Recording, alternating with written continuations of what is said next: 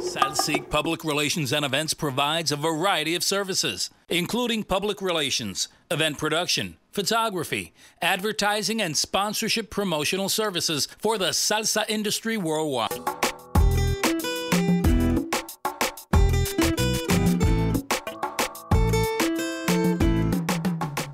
Let's take it back to when you were younger. You started playing with your father on stage. You were just thrown on at 9 years old. How was that? 9 years old, I was the son of a great percussionist band leader, Francisco Caco Bastar, who had a big name in the business and musical director. He was a member of the famous Alegre All-Stars, and he had his band, and he recorded with Imai Rivera, Cortijo, Mongo Santa Maria, collaborated with Tito Puente, and all the big names. And just being his son, and he was typical night on a Wednesday night. He was going to perform at a famous club called the Corso, and he was gonna drop me off at the babysitter's, but he called the babysitter, and the babysitter nowhere to be found. So he was like, "We gotta go to Plan B." He was like, "Rich, are you ready to perform in front of the crowd?" Like, yeah, whatever that means. He used to have his timbales, his instruments in the house, and I used, like any kid, pick up the instruments and thought I knew what I was doing. So dressed me up, took me to the Corso, got to the door. The owner of the club said, "Where's he going?" He's part of the show. You know, it happened to be, it was a dance night, but it had a show in between. It was showtime, and supposedly I was part of the show. So it sat me down. There was another band playing, and it was showtime. Everybody's sitting down. There's a spotlight. My father's group is set up. Somebody comes and picks me up, escorts me to the stage, and I see a pair of timbales, and there's a box, and I stand on top of the box because I can't reach the timbal. And I played with my father, did a solo with him, and did everything he told me to do, and I did it, and that was the beginning. It all started by accident, and from there we went on TV show, AC Sanavia's famous salsa show, and then that same year I went to Madison Square Garden and was playing in front of 20,000 people, and people was like, my mother was like, "How you felt? Were you nervous?" I'm like, I didn't see anybody. It was dark. All I heard was screaming, but that's how it started. Yeah, at such a young age, I can't even imagine. How were you feeling as a kid? Do you remember those? What were you thinking? I really don't remember much, but I remember, I was a kid, and I was in school, and was, like you said, was just put on the big stage. You know, the way I see it is, some people start at minor league level. I started at the major league, at a young age, and what can I tell you? I really wasn't thinking about the crowd that's looking at me. I was just thinking, like, if I was home, just close my eyes and I wouldn't look at the crowd, I would just concentrate. And I guess if I was to think about all the people that were looking at me, maybe I would mess up, but it feels like it was yesterday.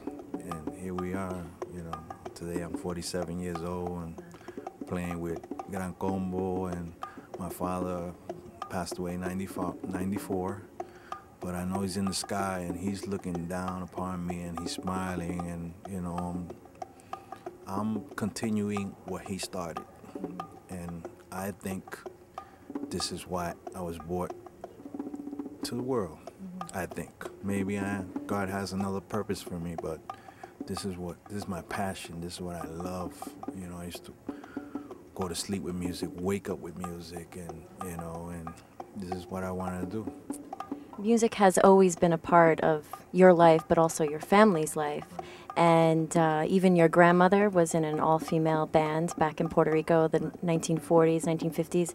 Do you remember any of those, in terms of, her experience there and how that affected the community as being a female percussionist? I mean, Well, I wasn't born when she was playing or anything, but I did learn a lot from her because later on she became a dancer with Los Pleneros de la 21. And she used to always tell me, oh, you gotta smile more, you're too serious, and you gotta be loose and have fun and all that. I remember one day she was like, oh yeah, I got a trip tomorrow. I'm like, where you going? She said, yeah, we're going to this place called Russia. I was like, you going to Russia? He said, yeah, we're going with the Planero La 21. And I was like, she was like nothing. And she loved the stage. And she knew about percussion because she used to play percussion. So when she would see a percussionist taking a solo, she would just look at him and if he made her dance, then he was good. But a lot of percussionists, that they want to impress you with all these roles and all that. It's like a conversation when you're playing. You're conversating with the dancer or with the person that's looking at you, and I learned that from her. I didn't get it at the time. I was like, wow, that's a bad percussionist. Yeah, he has a lot of roles and everything, a lot of rudiments and all that stuff, and he practices a lot, but he didn't say anything. It's like you constructing a sentence. You use all these big words, but you didn't say anything. You might say a lot with just one word. And that's what I tried. That's my approach to music, and that's what I learned from her, my grandmother. You say in terms of are the challenges that maybe you faced over the years, with El Gran Combo? It's a lot of sacrifice. I mean, if you got a girlfriend, wife, family, sacrifice. You're gonna miss birthdays, you're gonna miss Christmas Eve, all the holidays. We're like firemen, we're like doctors. They on call, we on call. And, they call you and you gotta be ready. And a lot of things happen behind the scenes that people don't know about, the planes, the traveling, the rehearsing and all that. And they see us on the stage and they think it's all glamorous, but there's a lot behind the scenes. But you gotta, it's like a balance it out, and the good outweighs the bad, and a lot of good things come from this, and everything I have has to do with music. Everything. I mean, for my family, my kids, everything I have in life has to do something with music. And, besides me doing music, I did other stuff. I had regular 9 to 5. I was an ambulance driver, a security guard at the Waldorf Astoria, but deep down inside, I wanted to do this 24 hours.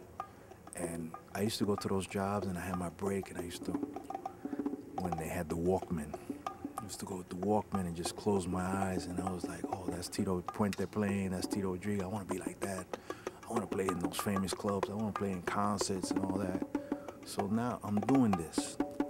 So you got to be careful what you wish for, because sometimes it comes out and it's not what you think. But I wouldn't change a thing.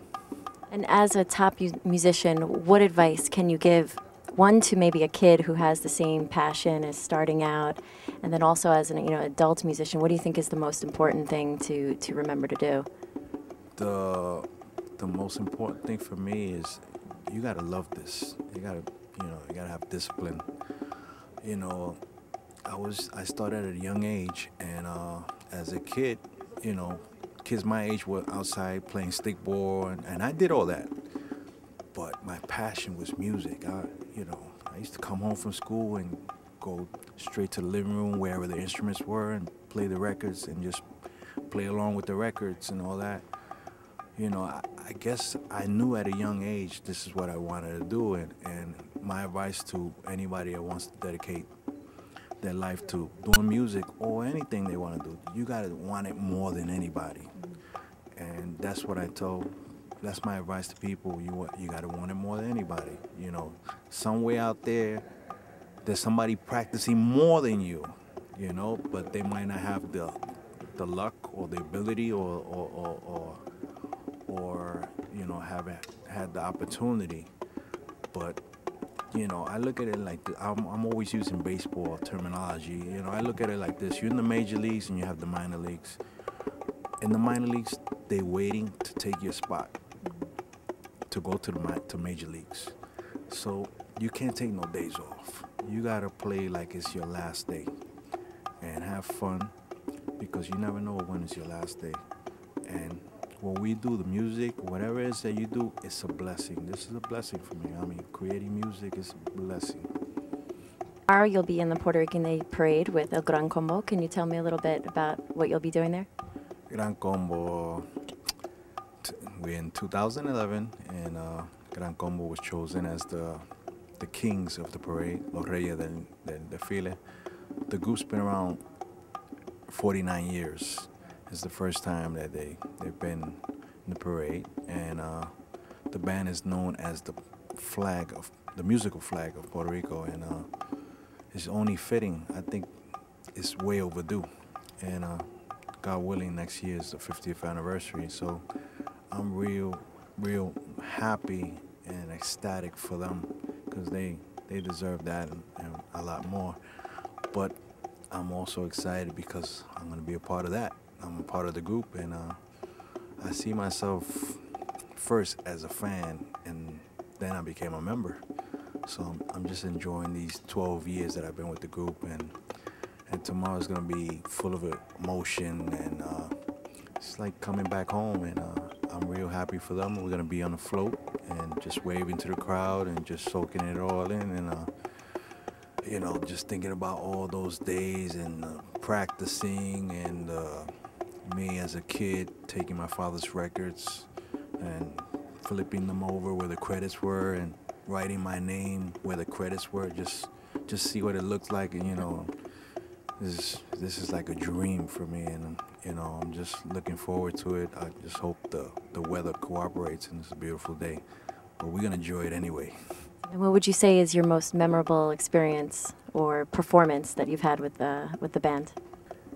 Every day is like the first day, and tomorrow, being in the parade in front of more than 2 million people on the stage, and seeing the flag colors, the Puerto Rican flag, and knowing that this band comes from a small little island, it doesn't get any better than that. Being with the band, being a member of the band that's known as the musical flag of Puerto Rico, it don't get better than that. I mean, I'm gonna soak it all in, but I know we still have other things we gotta do, and like I said, we're celebrating 49 years. Next year, God willing, it's the 50th anniversary, and hopefully that should be a big event. It's gonna be a worldwide tour, and I hope, God willing, everything, I'm looking forward to that. I look forward to this every day. You never know what's gonna happen. But what I admire about this group is that they are so humble in the fact that they don't walk with no bodyguards or anything. We walk like normal people and stuff, and we could play for 100 people, or we could play for 100,000 people, and it's like nothing for them. And we like Rafael Itiel says, we are big family, we extended family, and we fight every day. But when we get on that stage, we forget about everything. And when we see the people having fun and enjoying what we do, it don't matter what kind of money we're making, because that's priceless. Don't be afraid to dream. Dream big. It doesn't matter. I mean, it doesn't hurt to dream. And I'm living proof that dreams do come true. And I'm living a dream.